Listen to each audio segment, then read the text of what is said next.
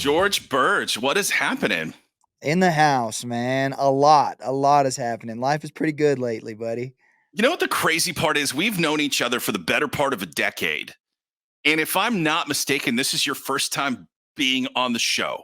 Like, That's I don't think 100% because, right. yeah, you've never been on it as a solo artist. I know that. And I'm pretty dang sure that you guys were never on as Waterloo Revival when you and Cody were doing your thing. So, isn't that wild? Like, This how is a is debut, man. This is a career goal over here. We made it, man, and we're getting to hang, which I love. But yeah, we've been friends for almost 10 years now. So you've seen my whole journey here. So you know how excited I am to be sitting in this chair today. I know this is wild. We met when you were part of Waterloo Revival. You guys were on that first single to radio and had a great dinner. I would say that probably two of the times that you've been deathly afraid for your life as an adult were with me Yeah. hanging out. You know how to exploit some of my bigger fears, man. Yeah. We went through a haunted house during Halloween in Portland, and you could hear George screaming like a girl through the whole thing. And then we went on I this was giant Ferris wheel in Seattle, and it was the same thing. You were all tough, and then we get up there and it stops, and you're like, "Oh my god, like what is going on?" I think I swung at somebody both of those nights. I think I swung at a zombie in the haunted house, and I think I swung at Matt Stell on the Ferris wheel Yes, ride. So, this is y'all put awesome. my back against the wall out here. I think probably the most fun I've had with you just hanging out. You and your wife Kara, when before you had kids, you were on your baby moon when I lived in Phoenix, and we came over. I cooked ribs. We just hung out. I think we watched a little bit of football, and it was just chill to kind of like. I feel like that was the night we bonded as friends that night back in 2016. I'm a Texas guy, man, and so you were speaking my language. We both have country music in common, which is awesome, and we've been buddies for a while. But when you're talking barbecue, tequila, football in the backyard, I was like, man, there's nothing I would rather do. So it was very cool of you to have us over to the house, and we still talk about that, man. Those are all of my favorite things. So we had a great night. So fast forward, you and Cody went your separate ways on good terms. You know, Yes, it was great by terms. choice. It wasn't a fallout or any drama behind that. Just he's at a different phase in life and didn't, was I think dating and just getting married and stuff and Yep. wanted to focus on the family side and doing some songwriting and stuff too. And then you kind of decided at that point to just focus on songwriting after Waterloo Revival in the short term, right?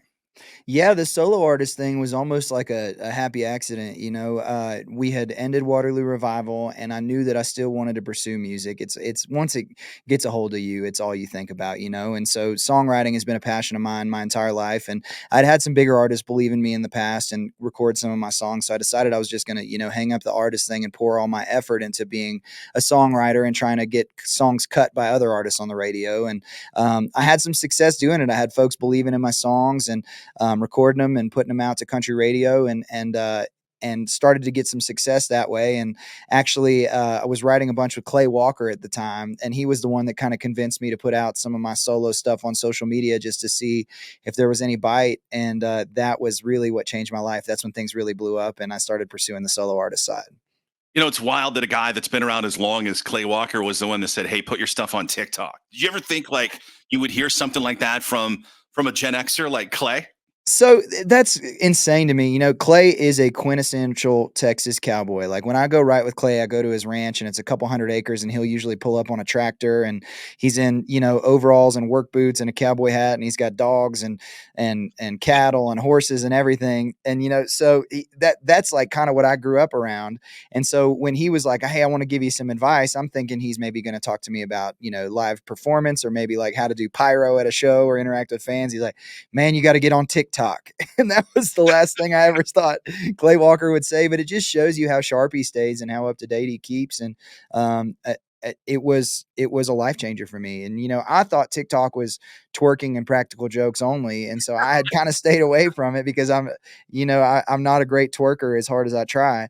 But I also thought, this must be something if he's telling me to do that, and so I did, and it just instantly changed my life. And so now it's a really great litmus test for me when I'm trying out new music and when I'm writing songs and when I'm wanting to get a quick reaction from fans on whether something's heading in the right direction or not. I feel like I feel like people can interact more as like friends than like, you know, the fan artist relationship where there's like a curtain in between. TikTok kind of creates that like close dialogue where you feel like you can genuinely have conversations with fans as friends and get feedback on, you know, direction and the art you're making and really feel like you're having a connection there. So it's pretty cool.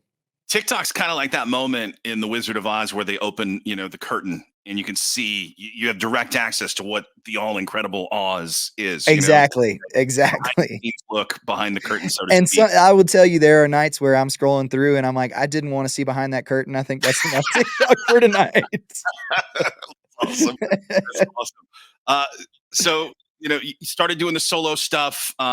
You put out Beer Truck Truck, which was inspired by that viral video of that Yeah, lady that was doing making fun of country music, and you made a song. You included her as a writer on the song because you literally took her melody for that whatever 5-second hook it was. Um, do you keep in touch with her, and does she ever we hit you up and be do. like, hey, I got a royalty check in the mail or something? Yes. Does that happen? So she was not a country fan when she was making fun of country music and when she made that video, and she had posted a video, she's like, "All country music sounds like is beer, truck, girls in tight jeans." And I was like, "Man, wouldn't it be cool if I, like, as a songwriter, took that, sampled that, and wrote a song around it and showed her that I could even, like, turn that into, Right. you know, something worth listening to?" And so I did that as a response to her, but I also credit her as a songwriter, and she was really flattered and thankful that I reached out to do that.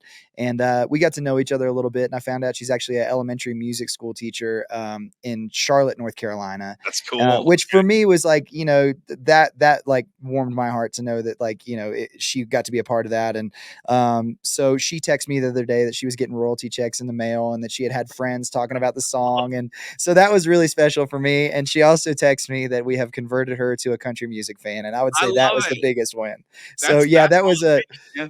that was one of those stories you can't write. You know, it was just dumb luck that it all came together like it did, and it was so fun to have everybody rally around it, and you know, bring some of the non country music world in with that kind of, you know, back and forth that we had. I love that's just you're right. That's a story you can't write. It's just one of those things that probably only happened because of an avenue like TikTok or Exactly. media in general. Um, So you had Beer Truck Truck. I remember when we saw each other, it was November of 2021. We had seen each other for the first time in probably 3-4 years. Yeah. It had been a long time.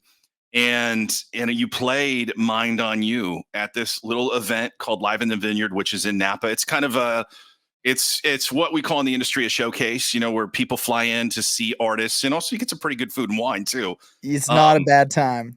yeah, and you told this story about Mind on You, how you had written it, Jason Aldean had put it on hold and had it, in the works for a future album. You went and asked for it back because you thought, hey, this is like a song for me, and they were nice enough to do that, which is doesn't always happen like that. And I remember coming up to you and I said, this is the song that is going to make the difference from you. Like Beer Truck Truck is good. This is great. And here we are over 2 years later, and you're on the verge of having your first number one record as an artist. I remember that day like it was yesterday because you were like the first one to come up to me and say that, and it stopped me in my tracks. And you said it even more emphatically like that. You said, "Stop whatever you're doing right now and put that out as a single." And I remember being like, you know, obviously you've got a national radio show and a huge listenership, and you hear country music from every artist all day long. And for that song to resonate with you like that, and you come up to say that to me, and it was just me playing it on an acoustic guitar on a bar stool. From there, we recorded it, we put it out as my debut solo single, and it went on to be the most added song in America at country radio. And now looking like it may end up being my first ever number one song, which is insane. Which So yeah, I man. I mean, it's just one of those songs that I think it's an earworm. It gets in like it's you're either going to love it from the beginning, or it's going to be one of those ones where it's like it doesn't make you turn off the radio. But if you don't love it, you will after a few times listening to it. It's just hooky as hell, but it's got substance at the same time.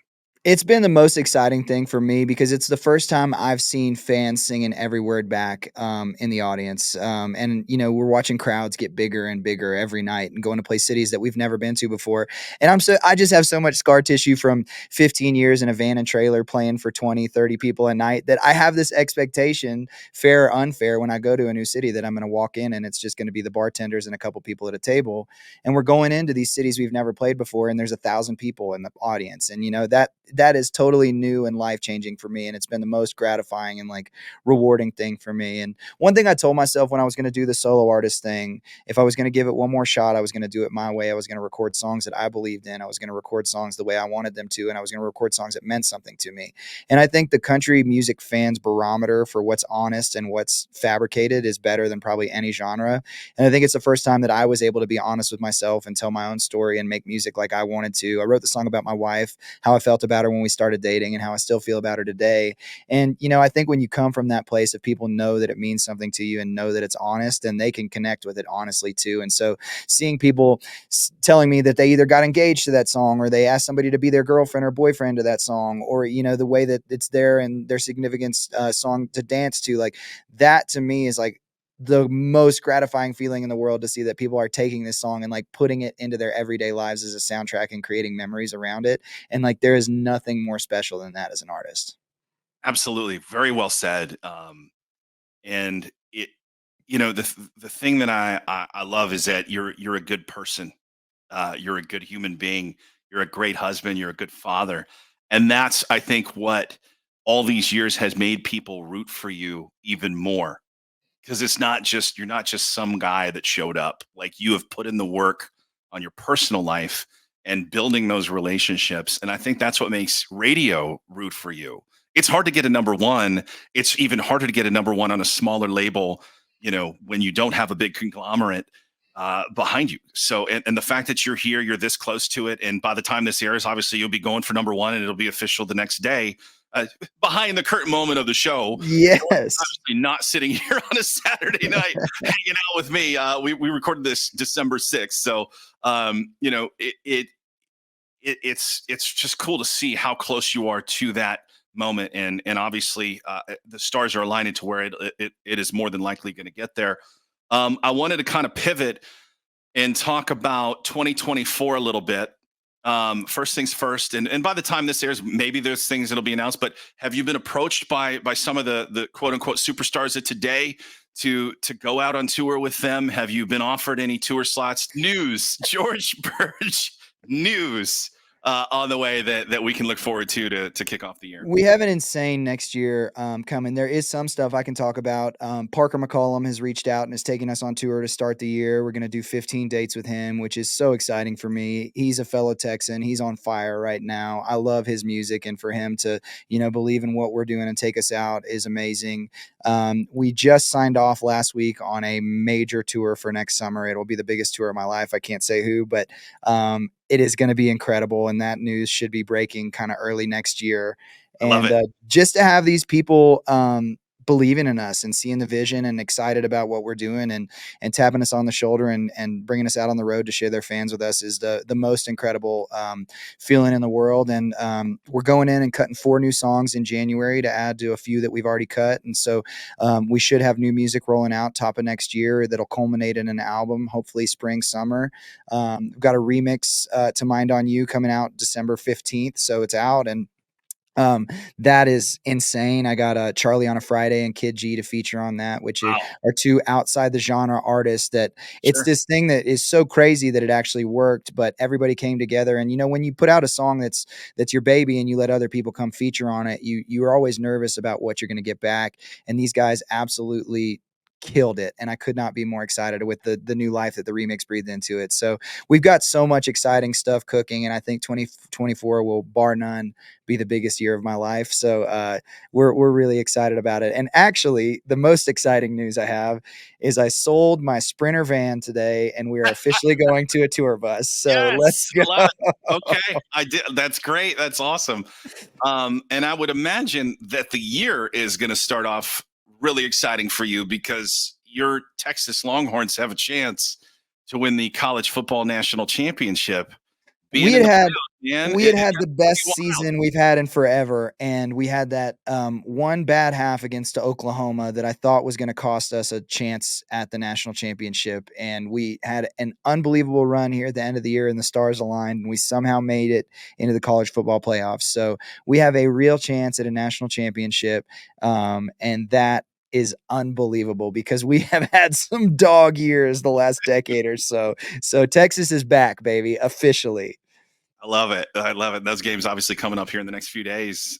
We won't talk about the Cowboys Eagles, so the rest let's talk I don't about know. the Longhorns. After that Niners game, I'm a little bit worried, but I feel like that might have been the wake up call that Philly needed for sure.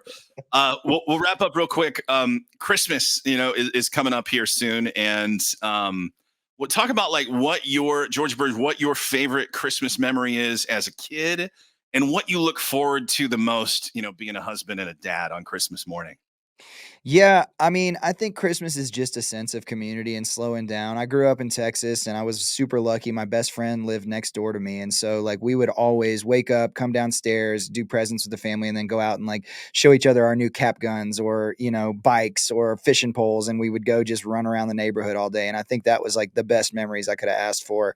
And so now I want that magic for my kids growing up. And we are from Texas, my wife and I, but we both live in Nashville now. And so, what we do is, we do Christmas morning in Nashville. We wake up, the kids get to come down, see all the stuff from Santa and play and enjoy the day and have the magic of the milk and cookies being gone and everything. And then that evening we catch a flight to Texas and go out to the ranch and see the family and everything. And that's pretty special too. My oldest son is just getting old enough to kind of ride around on a horse at the ranch with his grandpa helping him out. And in Texas, it's still warm, so we can go fishing. Instead of a ham, we make green chili enchiladas and we kind of sit by the fire and hang out. And Nice. it's the slowdown that I need after an insane year touring. So we're really looking forward to spending some quality time doing that.